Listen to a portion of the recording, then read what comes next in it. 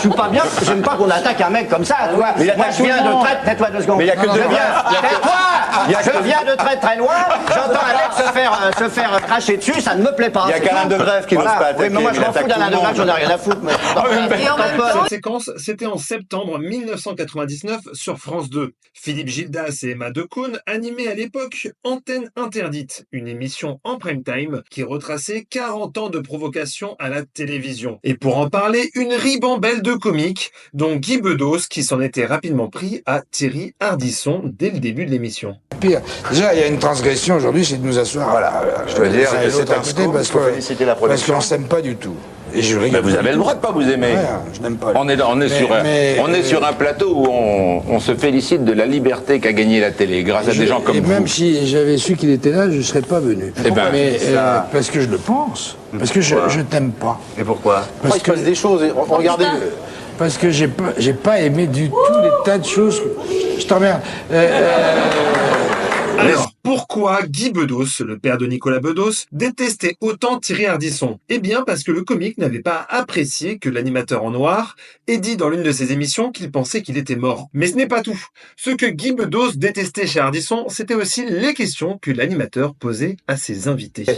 Quand on demande à une dame qui est plus ou moins connue, qui a un mari, un fiancé, un frère, une sœur, etc., si elle préfère se faire prendre par devant ou par derrière, j'ai jamais demandé ça. Je vois pas. J'ai jamais demandé ça. Moi, j'aurais été le mari mais j'ai jamais demandé ça. Je m'ai cassé la tête. Jamais. C'est tout, à part ça. Mais bon, en même temps, elles étaient là, elles ont accepté. Non, elles étaient là. Elles auraient pu interdire la diffusion.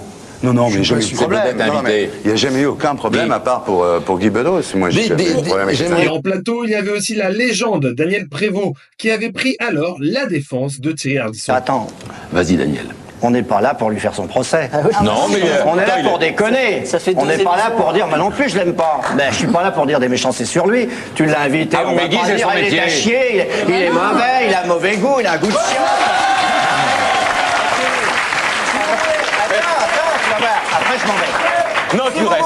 Si vous voulez régler vos différends, vous les réglez. D'abord, vous avez largement la presse pour vous étaler là-dessus, ne nous emmerdez pas. Bon, lui, il est là, faites-nous marrer, fais-moi marrer, toi, Ardisson, fais-moi marrer. Maintenant, je suis pas bien, j'aime pas qu'on attaque un mec comme ça, tu vois. Moi, je viens de très... Tais-toi 2 secondes. Mais il y a que deux. Tais-toi.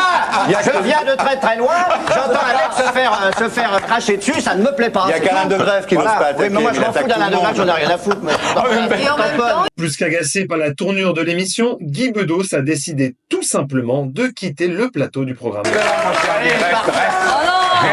les censeurs, bonsoir.